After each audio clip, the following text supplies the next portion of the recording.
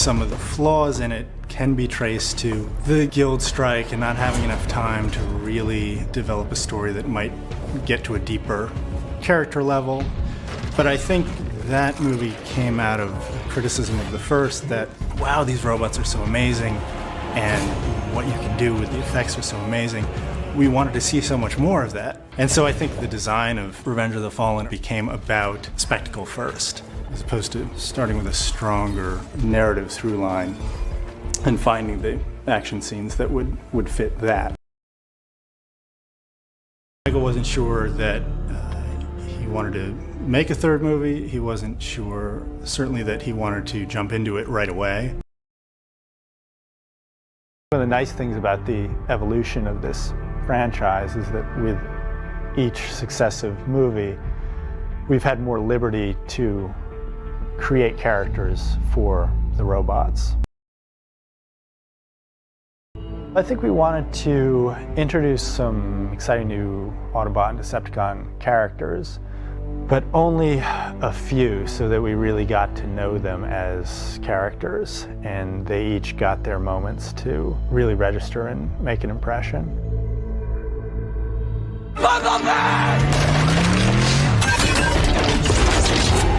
In previous movies, Bumblebee was Sam's guardian first and foremost.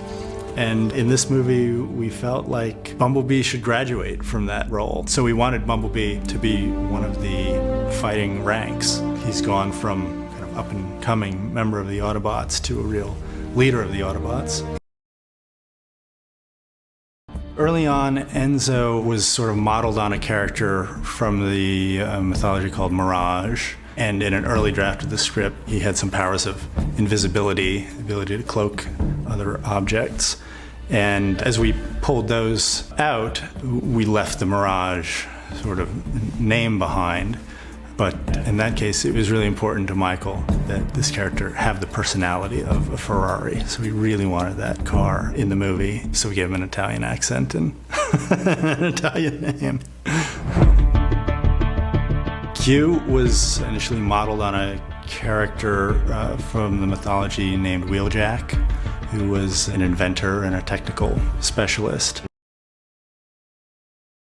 In the mythology, they had a very mercenary personality to them and couldn't always be trusted, but ultimately would show up and get the job done. So for the movie rendition of them, we saw them as a pit crew, and thus the NASCAR disguises and the brash kind of rough and tumble attitudes.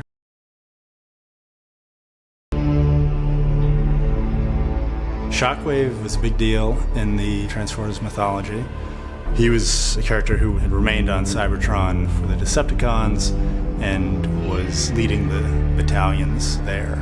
He really represents kind of brute force and military tactics.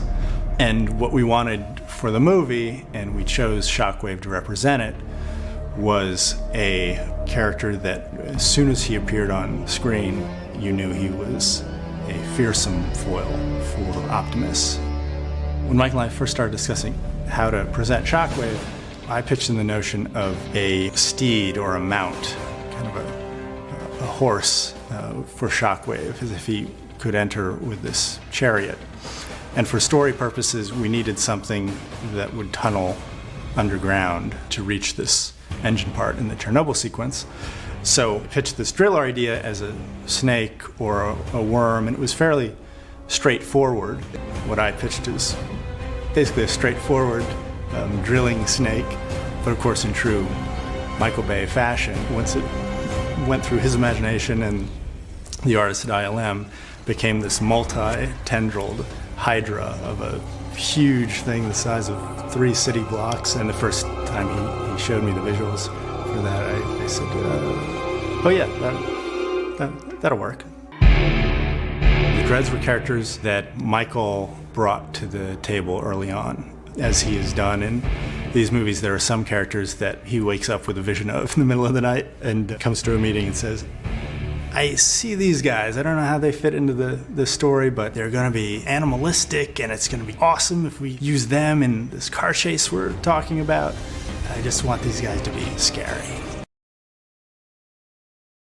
Sentinel is kind of the key character for this movie.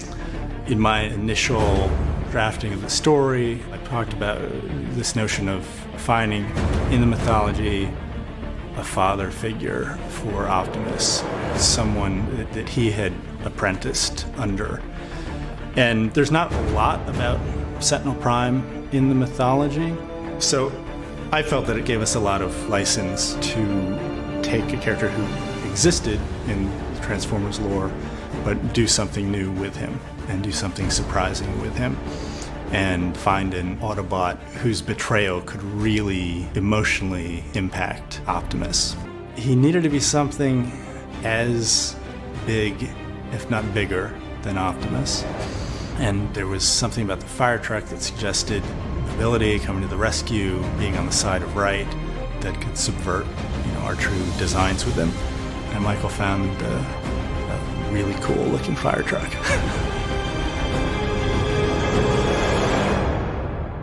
I wrote the script all the way up until we started shooting for the Michaela Baines character, with the assumption that Megan Fox was going to play that part again.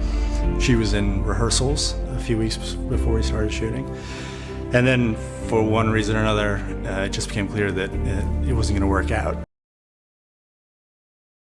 We decided basically right away that we weren't going to throw out the rest of the plot of the movie and come up with a new plot that involved a new female love interest for Sam, but that we would maintain the idea that he was going to experience this adventure with a girlfriend character, and it would just need to be a new girlfriend. What it did do is it opened up some story possibilities that didn't exist with the Michaela character. You have a thought, Ehren? Well, I would say that you definitely have to be, true to your mythology and your source material, and whatever that is, be true to that. I do think if you had a group of directors here, they might have a little different opinion on the idea of standing out and competing, because many of these movies are greenlit based on kind of pre-visualized sequences, animated sequences that are the visual action sequences or moments that are really are designed to wow the audience or really stand out in a trailer. When you have 30 seconds to advertise your movie on television, you have a 2.5 minute trailer, that these sequences are very important because it is a visual medium, and you do have to, I think we all do when we're trying to design sequences that fit our narrative, but I think there is a piece of our brains, and if there isn't, as soon as we're working with a filmmaker, they're going to be hammering at that piece of our brains about what are we doing that hasn't been seen before? Mm-hmm. What are we doing that somebody's going to see on screen and say, that doesn't remind me of this picture, this picture, or this picture. I've never seen that. I've never seen that image. Whatever the scale of the movie, I think we're all somehow aware that we need that in our picture.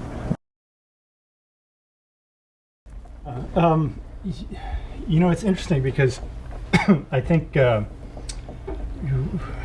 these movies, we get involved in the process sort of at different stages, but sometimes we could each sit down and if we had the luxury, go off for 3 months by ourselves and write a draft of one of these pictures, and usually we don't have that luxury at all. But we could do that, and then Jon Favreau could direct the movie, or Michael Bay could direct the movie, or Martin Campbell could direct the movie. And as we start to rewrite per that director's vision, at the end of the process, you would have 3 scripts that no longer resemble the original at all.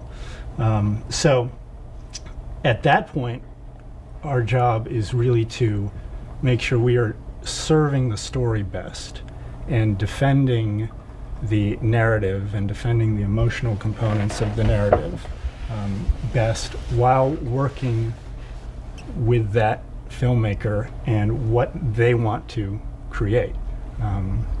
If I sit down with Michael Bay and say, you know what, I see this more as a Paul Greengrass sort of style movie, that's the last sentence out of my mouth, and I'm out the door, right? So, but what I do know is that I'm going to work with this director's very strong authorial vision, and whatever I come up with for a set piece, he's going to inject with human growth hormone and make it something wilder than I could imagine. And that's something that he does that nobody else does the way he does. But at the point where he says, I want to cut this sequence because I find it kind of boring, and it may be a sequence that I feel is critically important to the emotional journey, then I have to stand my ground, and I have to fight him, and I have to say, no, you can't cut it, and this is why. But I have to make my case. And how does that usually work out? If I make my case well, it works out. Right. Is there? Do you have an example from Transformers 3? Well, yeah, certainly there are. I have more examples from Transformers 2. Well, in Transformers 2, we were locked in a hotel room for 3 months because the strike had just ended. Michael, it was 5 blocks from his office, so it was like me, Ehren, and Alex, literally in a hotel room every day, so we could drop by at noon, see what we had, take pages, and then go prep the movie because it's got to go shoot. 2 weeks before the strike, we handed him a 30-page treatment that he went off. He turned it into 70 pages. He started prepping the movie, and he got really, because of the time constraints he was feeling, got totally, so... He got locked into... He got locked into the early stuff because he had to prep it. And many of those things, under normal process, would have been considered sort of first draft. Totally. First draft outline, totally. In fact. And then suddenly you're locked into some of those things. And at that point it becomes very difficult and very expensive to really try to rework sort of macro ideas, added to which he was a bit cross about us going on strike. He blamed us for the strike, Really? Well, he actually obviously made a particular comment recently about the second film. Do you guys want to take this opportunity? Like, how did you experience that? He said before, it was unfair to all of us. So I think it was really an untenable position. Yeah. To be trying to prep, to put him in that position of to be trying to prep a movie of that scale, where 6 months out you have to commit to sequences and locations and the movie could have been pushed, but he always said, because he uses all the same people over and over, and for him, he's kind of considers himself kind of a jobs program. And for him, the idea of pushing the movie means all these people that he considers to rely on him go down, and they're in between jobs, et cetera, and making the date for the studio. So on the one hand, that's an amazing thing to get it out and actually have it succeed. And so it's not exactly like, oh God, the whole thing was, I learned a lot from having that happen. But also, I think, and maybe Bob, you'd agree, I think that movie is a good example of, and a lot of it was the time constraints, and a lot of it was reacting to people's feeling in the first movie. Wow, we want to see so much more of the robots and more of action. We just got a little taste of it. That I think that second movie was a little bit of an example of assembling spectacles and trying to make the narrative work in a sort of connect the dots way, which is not the ideal way to make one of these movies. But he's reasonable when he's not mad at you. He's reasonable? Yeah, he's great. You just fight and he'll...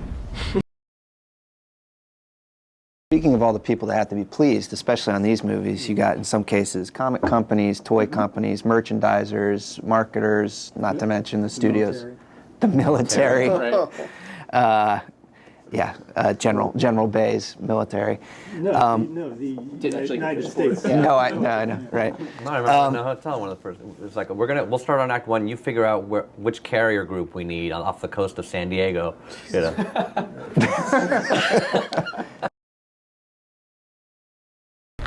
I mean, at the scale of these movies that we're talking about, our job is not really to appease existing fans so much as it is to create new fans.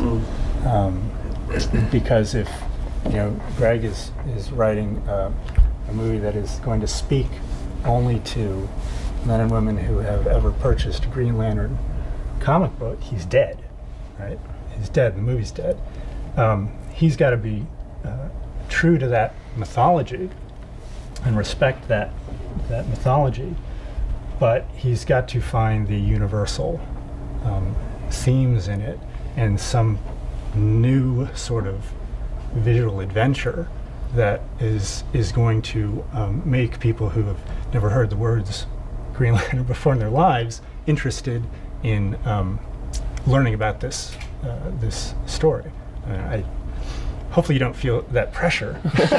Jesus Christ. Sit down. Give the guy a break. But I mean, I think one of the You're dead. you're dead. Your career's over. The film is dead. Actually, same with Thor. You're dead. You're dead. Hung on the tree of woe. It's a campaign. You have to. The base has to be happy, but you don't win the campaign without getting the independence. That's what Favreau says. I mean, I don't. In that respect, I don't think we approach writing a big summer movie any differently than we approach writing a small independent movie. I mean, the fact that someone's spending $200 million on it or $10 million on it doesn't really change our process at all. It just changes the level of Client services. Of palace intrigue. Palace intrigue. Yeah. You? I can remember going to see Jaws 3D, and I think sitting in the front row, watching the picture, and thinking, I don't know, I think maybe I could do a little better than this. I should look into this. How do you get into this business? And in 3D. And in 3D. I think there are certainly summer movies that I've seen 20 times, Back to the Future or Gremlins or Aliens or Raiders. And there are equally great movies like Gandhi that I've seen once. And it wasn't a summer movie. Right? So I think there's something there's just something about the roller coaster ride of some of these movies that are escapist and make you want to repeat that journey and the sense of wonder to them. When we are able to capture that, you're left with something that lasts for a long time and people watch over and over, and that's the goal. Yeah, I mean, it's hard for it's hard to say work on a movie like Transformers 2, right? Which sort of has a reputation, but it wasn't a great movie, and yet we've had the experience of sitting in the theater and hearing a whole 500-person theater cheer and laugh and walk out of the movie theater and happy with their $10 expenditure for those 2.5 hours. On that scale, I'd look at a movie like that and say, it entertained. I mean, certainly we write scenes that sometimes we hope will not be in the movie. Part of our Please job, explain. Well, part of our job is sometimes we'll receive notes from producer, studio exec, director, actor, whoever, and I may think, well, I don't think this is going to work, but I can't just as a member of a collaborative. I'm not going to try that. It's not going to work, guys. Just trust me, it's not going to work. I have to have Guys, faith. let me do a bad job of this to prove to you that it's not going to work. Well, I'm going to try to execute what you're asking me to execute. And I'm going to show it to you. And I'm going to have faith that you're going to review it and understand why I said, I don't think this is going to work. And here's going to be the problems with it. But I know you're not really going to believe me necessarily until you read it and see for yourself. Yeah.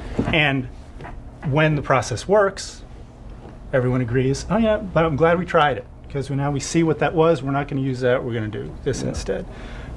Sometimes we'll say, yeah, that's what we were looking for. No. But it's really rare. It's really rare.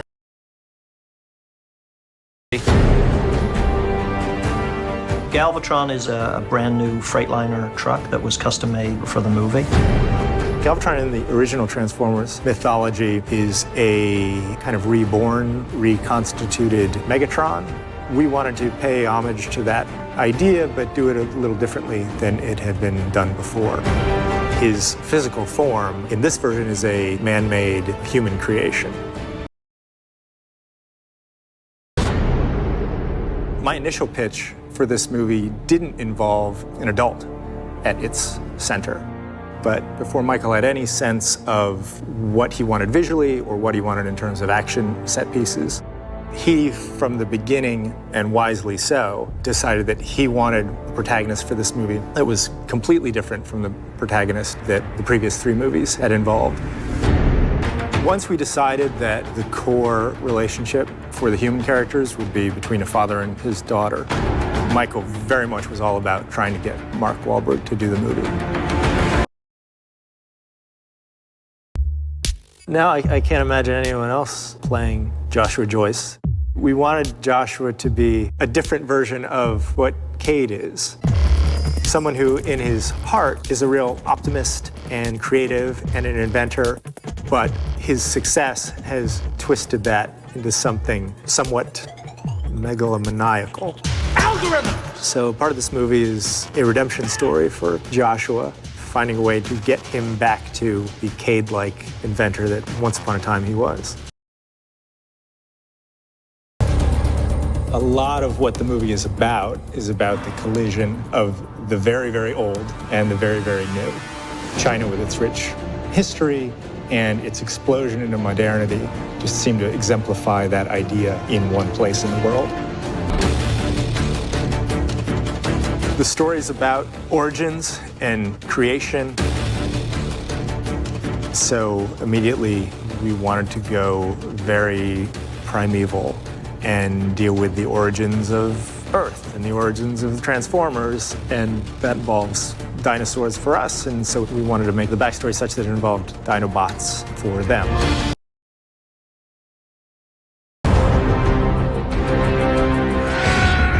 With a Transformers movie, from the very beginning, we're looking for real visual moments that are going to feel new and fresh with these unbelievable characters that are in this unbelievable world. Early on, we talked about kind of a Western motif and the idea of a cavalry charge for the end of the movie. But a cavalry charge that you'd never seen before in any movie ever. I think Transformers fans love the Dinobots because they're just such a bizarre idea. You already have superior aliens from another planet who choose to hide as vehicles. Then on top of that, you're adding extinct dinosaurs to the mix. It's just crazy. It's crazy, and it's so amazingly visual that once you tell someone the idea of a dinosaur that changes into a robot and vice versa, they just want to see it. So I think that explains why fans have been waiting. Is it this movie? Is it this movie? Is it this movie? Well, it's this movie. Yeah, this was always my favorite of the classic Disney animated movies. And so in this era of creating live-action versions of them, this was the one I most was hoping to be a part of. And it just seemed to me that since Dumbo was a story that was told through the point of view of animals, but it existed in a human world, this world of the circus, that we could do a version seeing Dumbo's story through the eyes of humans, and it would really work as a live-action picture, and I couldn't be happier with the movie that's come together. Well, for me, it's like stepping into a time machine and going to the golden age of the circus. And it is a world of wonder and magic, and it's transporting, and it's like a wish come true for me, and I hope it's a wish come true for the audience to get to experience Dumbo's story as if he were real, and as if we were all a part of that circus with him.